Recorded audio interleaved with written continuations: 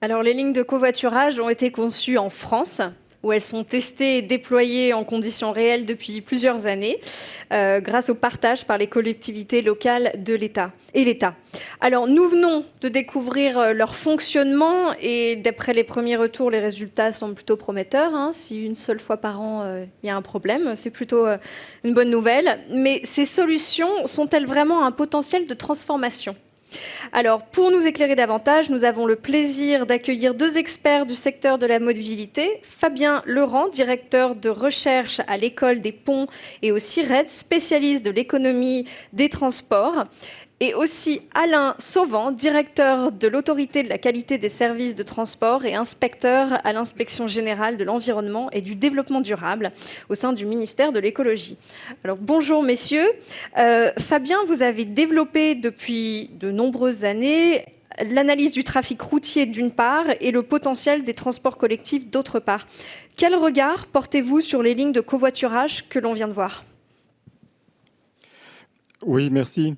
Alors c'est Alain qui enseigne l'économie des transports. Moi, j'enseigne plutôt la modélisation des systèmes de transport, réseau routier à la base et puis progressivement transport collectif et puis dernièrement, effectivement, modéliser la voiture comme, pourquoi pas, un service. Alors j'ai quand même du mal à dire collectif avec maximum 4 ou 5 personnes. Je dirais plutôt service collecteur.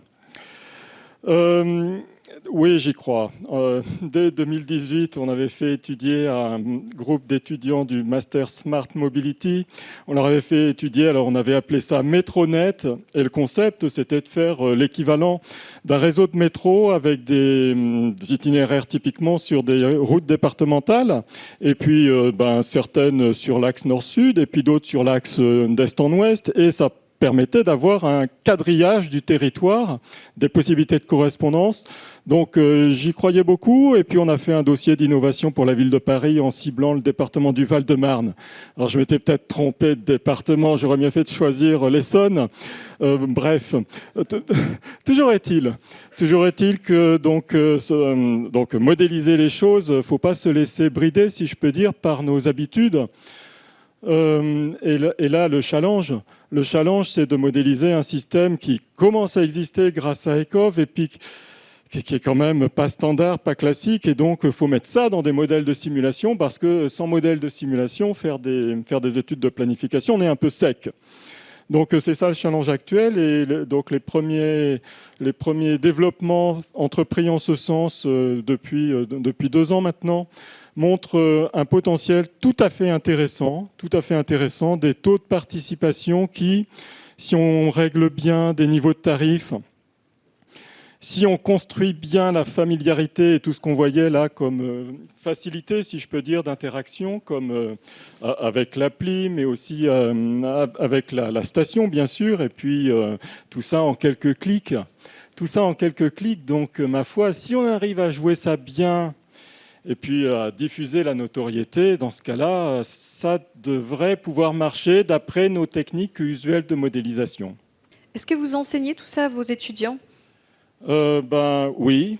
Donc, ça, comme je disais tout à l'heure à François Durovray, on fait actuellement des devoirs où, sur des itinéraires qui pourraient être des corridors d'accès vers des métropoles de province. Donc on teste à la fois la ligne d'autocar express et puis la ligne de covoiturage express. Puis on fait la simulation des deux, on étudie des modes de gestion pour voir comment tirer le meilleur d'utilité, la plus grande utilité pour la collectivité. Merci beaucoup Fabien. Alain, vous utilisez des modèles mathématiques qui visent à comprendre pourquoi un transport collectif est adopté ou non et dans quelle mesure. Vous avez regardé le cas mis en œuvre, celui de la ligne de covoiturage Lane entre Bourgoin-Jallieu et Lyon. Qu'en tirez-vous comme analyse ? Oui, alors j'avais été effectivement contacté par ECOV parce que dans la démarche de prospective des mobilités à 20 ans qu'avait fait l'inspection générale, on voyait qu'il y avait un potentiel en matière d'augmentation du taux d'utilisation des voitures, des taux d'emport des voitures. Et donc, ils ont eu la gentillesse de me passer quelques données dans ce cas concret. Donc, j'ai fait un petit peu d'analyse de tout ça. Et ce qu'il en sort, c'est que le choix des passagers, il est tout à fait logique avec des des fréquences très bonnes, de l'ordre de 3, 4, 5 minutes, ce genre de choses-là. Il n'y a pas de raison qu'ils ne viennent pas. Le choix des conducteurs, il est également logique dans la mesure où le coup de génie d'Ekov, je crois que c'est au début, quand ils ont payé les conducteurs à accepter sur le principe des passagers quand il n'y en avait pas encore. Du coup, ça a fait une offre avec suffisamment des temps de trajet, enfin des temps d'attente intéressants. Du coup, les passagers sont venus et du coup, la mayonnaise a pris.